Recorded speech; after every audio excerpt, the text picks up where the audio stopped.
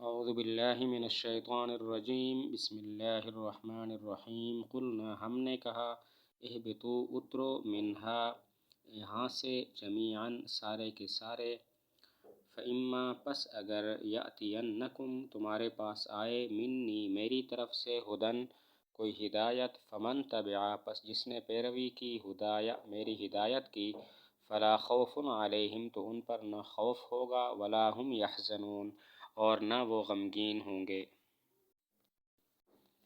قلنا اہبطوا منہا جمیعاً، ہم نے کہا یہاں سے اترو۔ اب یہاں پر سوال یہ ہوتا ہے کہ یہ حکم پہلے بھی ارشاد فرمایا، وَقُلْنَا اهْبِطُوا بَعْضُكُمْ لِبَعْضٍ عَدُوٌّ، تو دوسری مرتبہ اترنے کا حکم کیوں ہے؟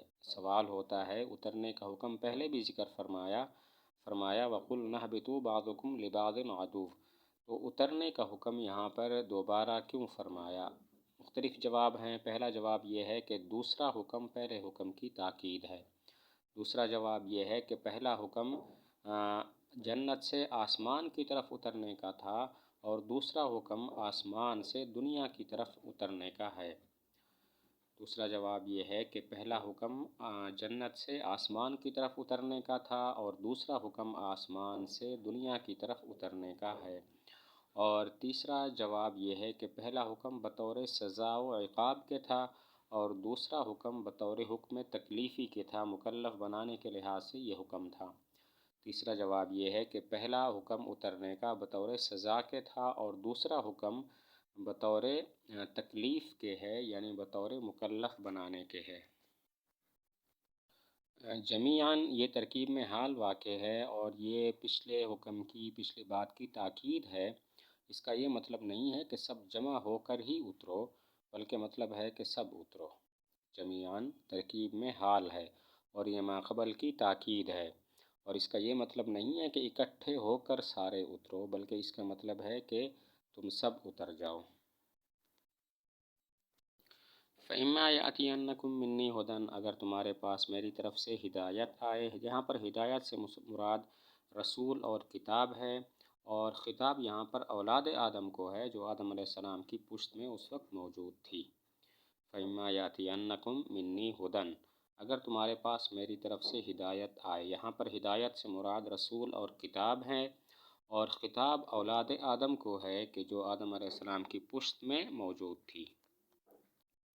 باقی فَإِمَّا میں فا عطف کے لیے ہے، اور اما اصل میں ہے ان، ما ان شرطیہ ہے، اور ما اس کی تاکید کے لیے ہے۔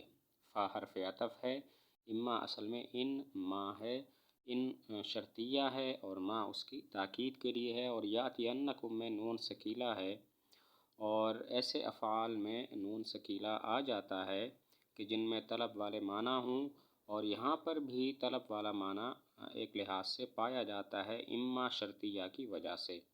یاتینکم میں آخر میں نون ثقیلہ ہے، اور نون ثقیلہ ایسے افعال میں آ جاتا ہے جن میں طلب والا معنی ہو، اور یہاں پر بھی طلب والا معنی پایا جاتا ہے اما شرطیہ کی وجہ سے۔ یہاں پر ایک سوال ہوتا ہے کہ ان حرف شرط تو وہاں لایا جاتا ہے جہاں پر شک اور احتمال ہو، جبکہ ہدایت یعنی رسولوں اور کتابوں کا آنا تو یقینی تھا، پھر ان حرف شرط کے ساتھ کیوں ذکر فرمایا؟ سوال ہوتا ہے ان حرف شرط تو شک اور احتمال کے لیے آتا ہے، جبکہ رسولوں اور کتابوں کا بھیجنا یقینی تھا، تو پھر ان شرطیہ کے ساتھ اس کو ذکر کیوں فرمایا؟ جواب یہ ہے کہ اما شرطیہ کو ذکر کرنا اشارہ ہے کہ رسولوں اور کتابوں کا بھیجنا اللہ تعالیٰ پر عقلاً واجب نہیں ہے۔ اما شرطیہ کو ذکر کرنا اشارہ ہے کہ رسولوں اور کتابوں کا بھیجنا اللہ تعالیٰ پر عقلاً واجب نہیں ہے، بلکہ ممکن ہے۔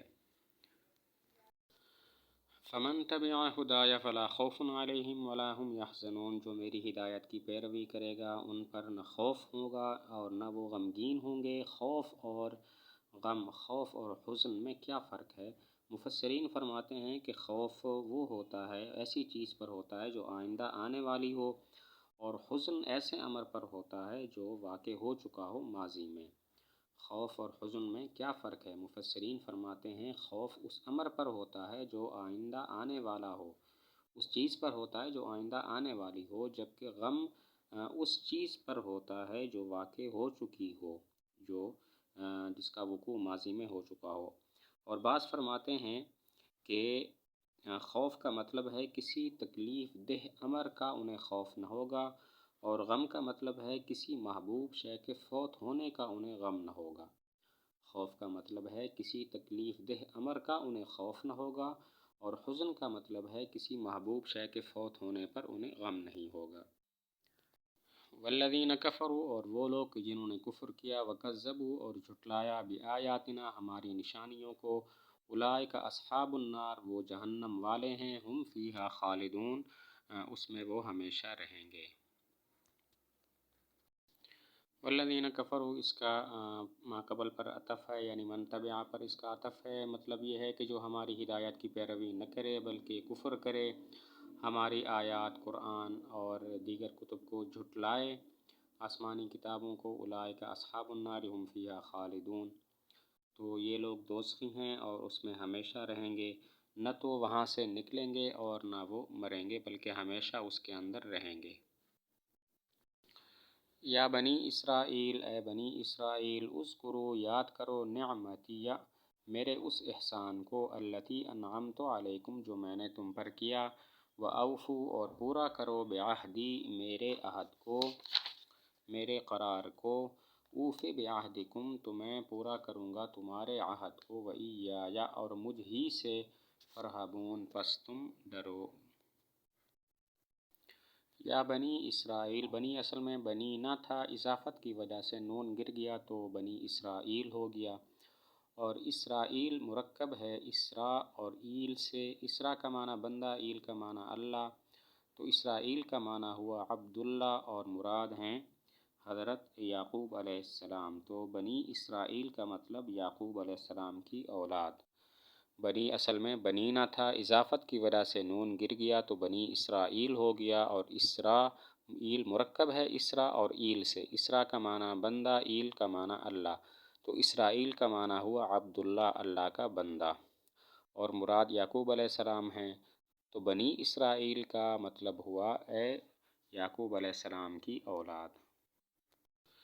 اذکروا کے دو معنی کیے گئے ہیں، نمبر ایک یاد کرو اور نمبر دو شکر کرو۔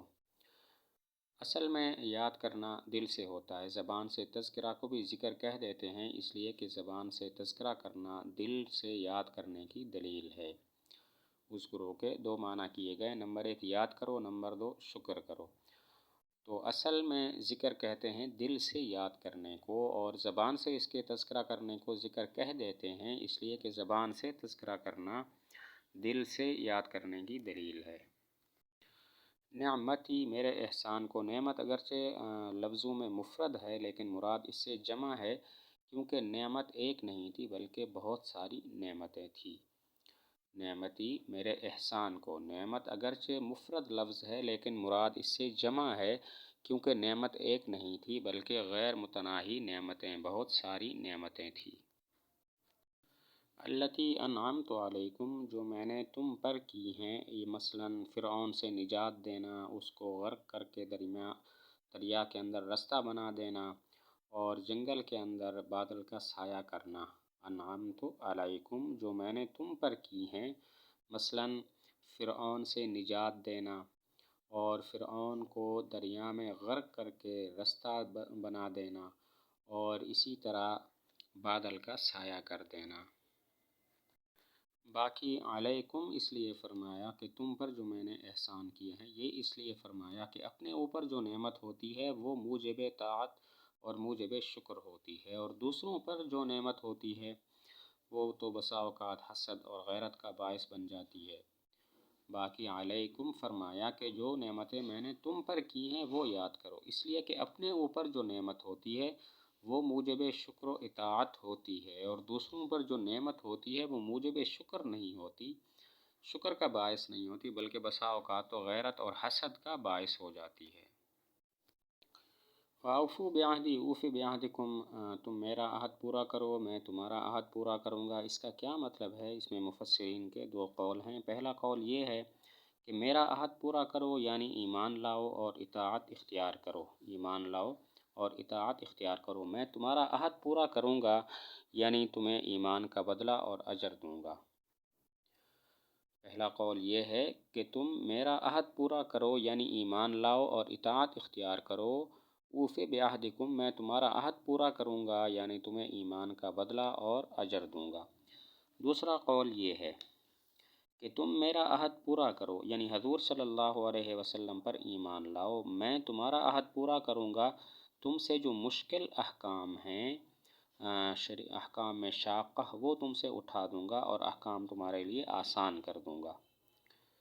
دوسرا قول یہ ہے کہ میرا عہد پورا کرو، یعنی حضور صلی اللہ علیہ وسلم پر ایمان لاؤ، میں تمہارا عہد پورا کروں گا، یعنی تم سے مشکل احکام اٹھا دوں گا، جیسا کہ موضع نجاست کو کاٹنا اور اس طرح مشکل احکام تھے، وہ تم سے اٹھا دوں گا اور احکام آسان کر دوں گا۔